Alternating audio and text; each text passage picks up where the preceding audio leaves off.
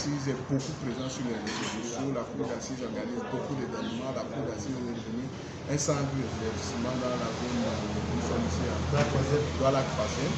Et nous avons décidé de venir rencontrer le PDG de la cour d'assises qui nous explique un peu comment il gère la cour d'assises au quotidien, comment est-ce que Roger Makana s'en sort. C'est d'abord quoi la cour d'assises? Est-ce que vous voulez une cour d'assises? Enfin, la cour d'assises, c'est un rêve pour moi. C'est une vision de bar que j'ai eue. Il y avait un espace assez grand. Partout où je veux avoir un bar, il y a toujours cette terrasse. Pour moi, je vois les gens assis dans une grande cour. Peut-être que je n'ai pas encore atteint mon rêve, je suis sûr que j'avais encore sur le projet. Donc c'est ça la cour d'assises. Avec une occupation de faire le bar. Un peu plus moderne. Parce qu'à l'époque, nous, on allait se distraire dans des endroits où la bière ne coûtait pas au prix abordable. Il fallait avoir un certain niveau, voilà, pour atteindre. Mais je voulais donner ce standing au bar. D'accord. C'est ça le modèle. C'est une nouvelle vision que tu vas apporter. Et je m'appuie sur ma personnalité, sur mon travail, qui me permet d'avoir facilement des choses, des showbiz, voilà. Comment est-ce que vous avez structuré la cour d'assises? Est-ce que c'est un bar classique? Est-ce que c'est une entreprise? Est-ce que c'est un passe-temps pour nous comme ça? Comment est-ce que tu as structuré la chose en fait?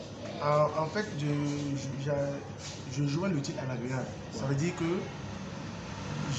comme je ne suis pas très volage, je n'aime pas aller boire partout. Je préfère avoir d'abord un corps en moi, où je peux me retrouver avec mes frères, mes amis, sans protocole. Et c'est pour ça que je suis dans le bar. Mais derrière ça se cache une entreprise qui paye ses impôts, qui est régulièrement, qui déclare régulièrement ses taxes. Donc, la cour d'assises, c'est une entreprise qui a jour. La cour d'assises existe depuis combien de temps aujourd'hui? Parce qu'on sait qu'elle était d'abord du côté de la cité de Paris, qui était Douala 5e, et maintenant elle a migré de Douala 3e. Depuis combien de temps on est à Douala 3e? Ça fait 2 ans déjà. Donc, le projet cour d'assises, ça fait 5 ans. Ah d'accord, parce qu'il y avait d'abord la cité de Paris. Ça fait 5 ans que tu as dans l'expérience. Est-ce que tu peux nous parler un peu des problèmes que tu rencontres sur le terrain, déjà avec les municipalités, c'est-à-dire les mairies, les taxes indirectes et tout ça? Quelles sont les taxes qu'on vient vraiment te payer? Est-ce que tu... Oui, d'habitude,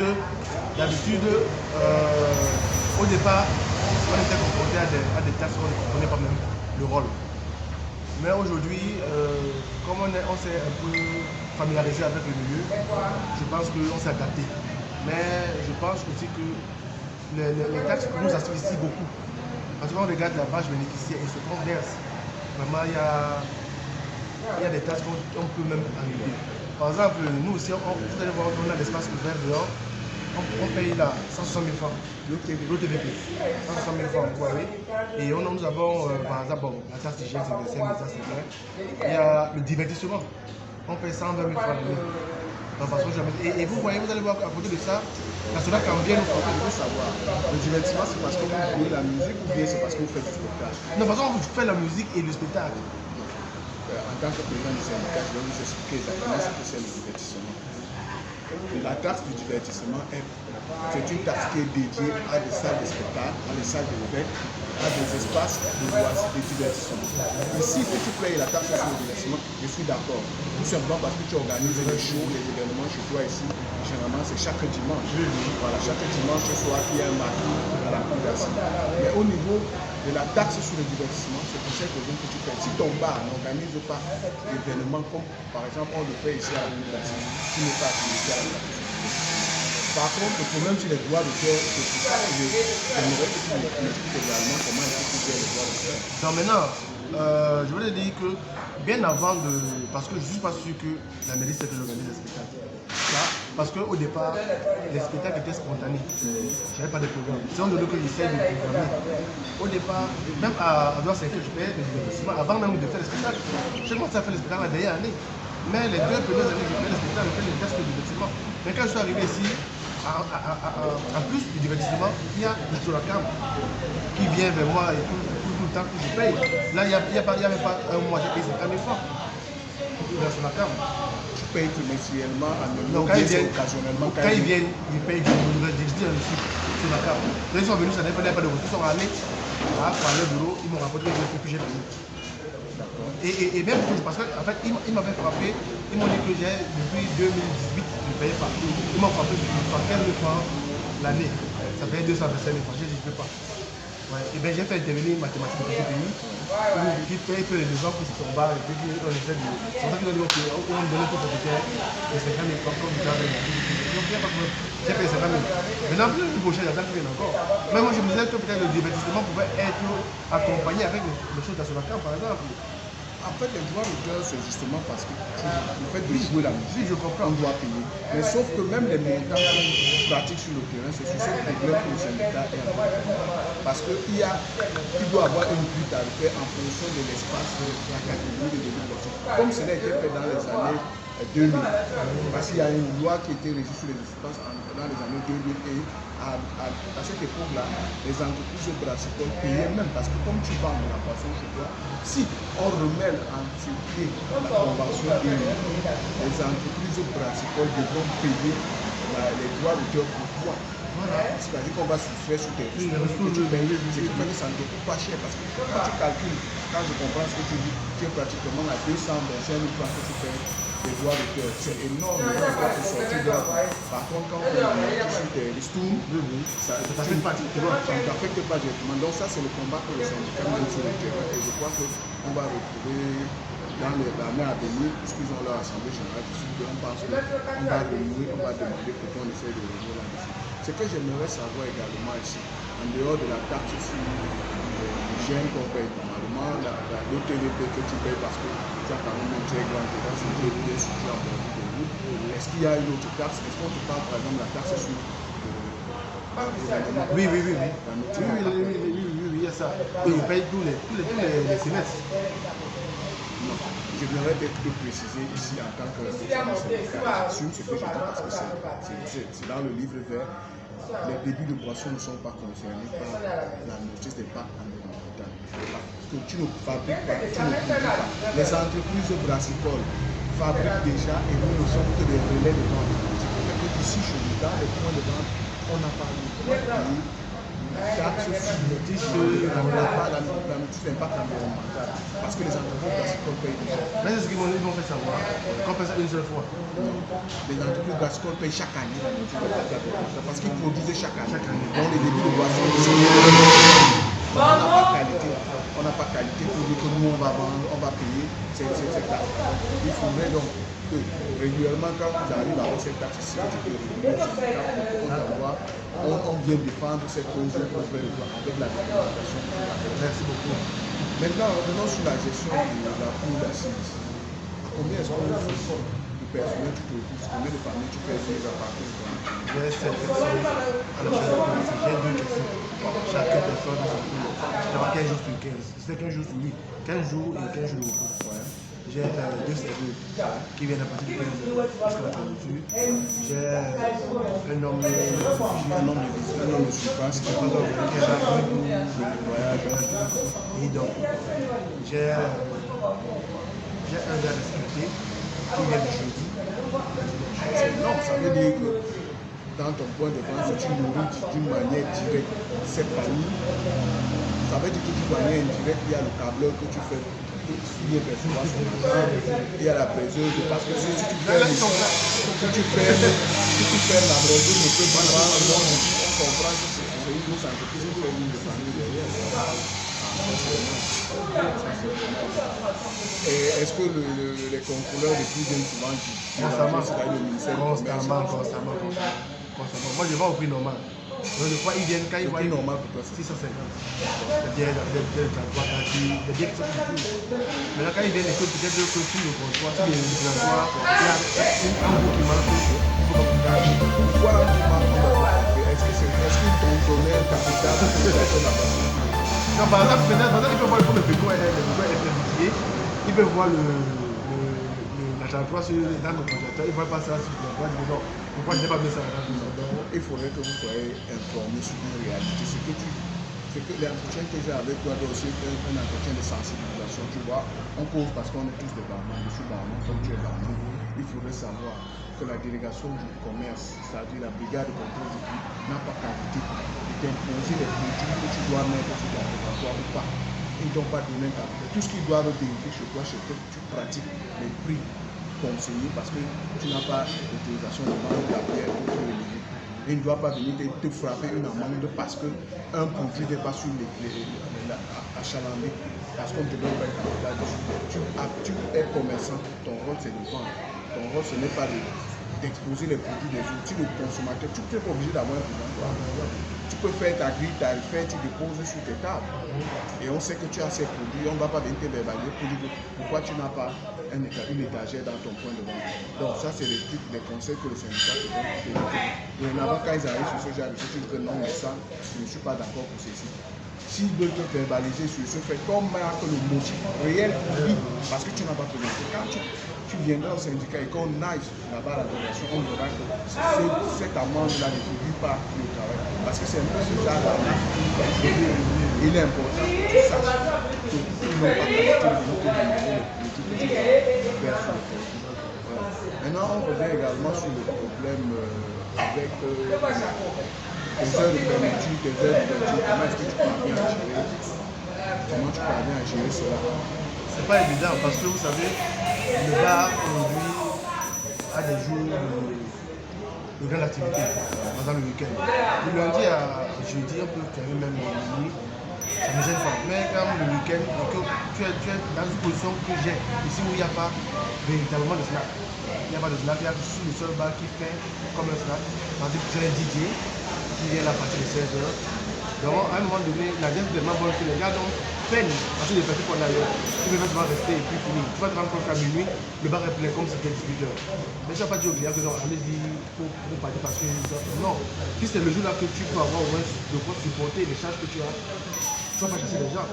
Maintenant, à côté de ça, peut-être que le sous-préfet, il ne comprend pas ça. Il a dit, je t'ai donné la licence, tu l'as fait à minuit, fais pas minuit. Maintenant, nous, nous avons des charges qui nous obligent, tu vois, à faire de hors la loi, si on peut dire. À être dehors la loi pour la circonstance. Mais pas parce qu'on veut, mais parce que nous-mêmes, on n'arrive pas à joindre les deux bouts.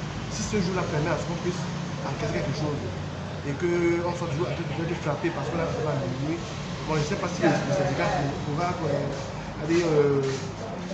demander pour nous qu'on puisse un peu rallonger. Ça veut dire que tu es en train de demander, par exemple, qu'on a dans la modification du décret 90, préciser les heures de fermeture, parce que c'est un projet que le syndicat a, c'est d'aller rencontrer les autorités et leur présenter que c'est quand même depuis 1990 qu'on a approuvé cela, les choses ont changé 30 ans après. Il est important quand même qu'on essaye de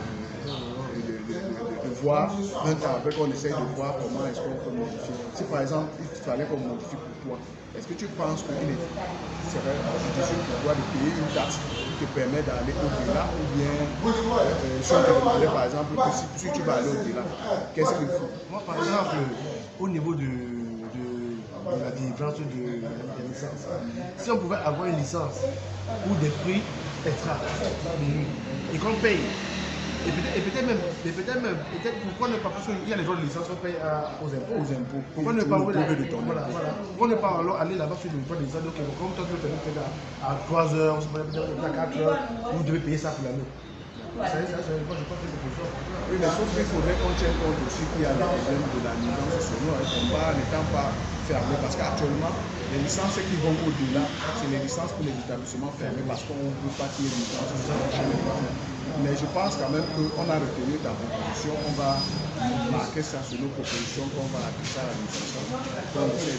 Je vais un peu mettre, avant de continuer, s'il te plaît, je ne coupe pas. Je voulais juste te dire que moi, je suis conscient que je suis chez moi, 23 ans de volume.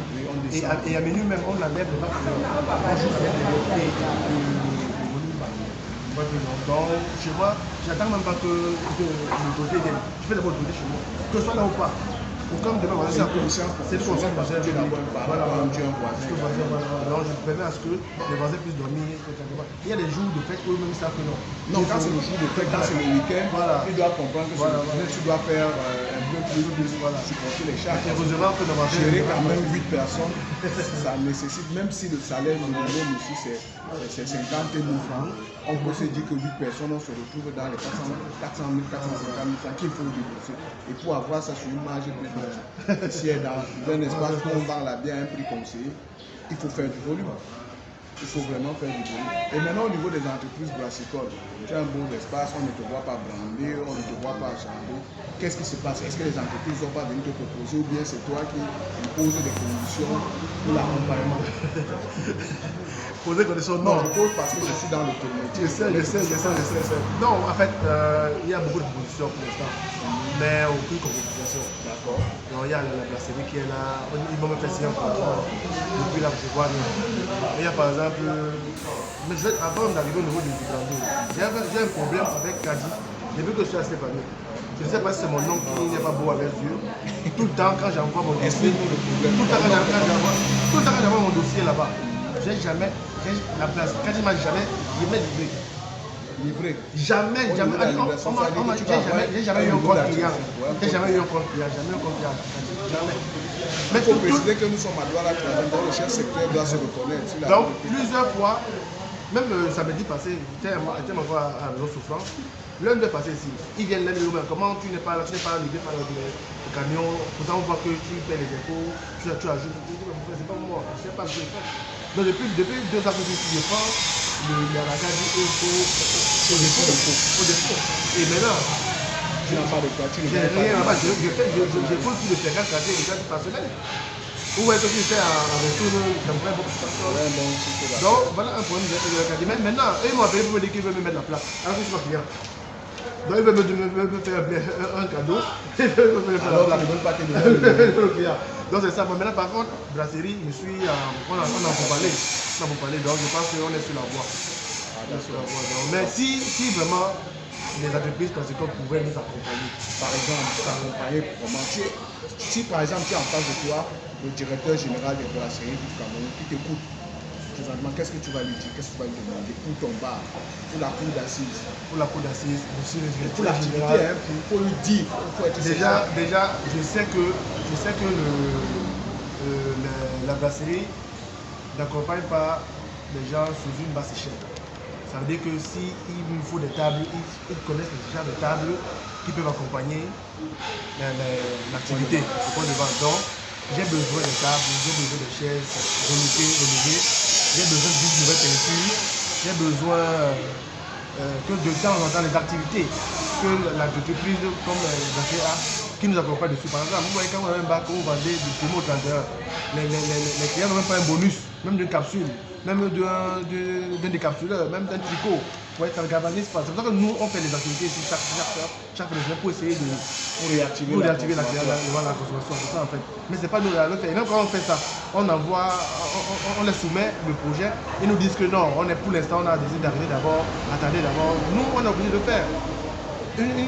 Un dimanche où je fais un maquis ici, les charges seules, c'est dans les 80 000 francs. Quand je vais voir l'artiste que je dois me motiver, l'artiste que je dois recevoir, son équipe, tout le DJ qui va payer, tout ça, vous voyez. Tu peux offrir à boire, à manger tout un peu. Donc, si les entreprises nous accompagnent, nous avons des concepts qu'on peut développer. Mais on sommes diminués parce qu'on est seuls. Et si tu avais en face de toi le directeur général de Guinness Cameroun, qu'est-ce que tu dis? La même chose. Le secrétaire général accompagner la cour d'assises. La cour d'assises veut s'exprimer, mais peut-être faute de moyens, elle n'arrive pas à s'exprimer au niveau où elle peut s'exprimer en fait. Et j'étais de UCB, comme tu as ce problème avec UCB, il faut dire. Papa, donne-moi le client, donne-moi mon numéro client, c'est tout ce que je veux. Donne-moi le client, tu verras mes ventes et mes ventes seules vont t'appeler vers moi. Tu as évoqué un problème de capsule. Est-ce qu'à la cour d'assises, on change les capsules? Oui, on change. Le consommateur, ça va. Et quand tu pars réconcilier ces capsules, on te rechange aussi directement. Pour l'instant, je n'ai pas de problème. Pour l'instant, pas de problème de capsule. On me change ça au jour le jour. Moi, j'attends pas, je n'accumule pas. Si j'ai un casier, donne-moi mon casier parce que J'avais une expérience à la cité Vanier avec les Guinness. Sur la salle presque 6 casiers de petits Guinness.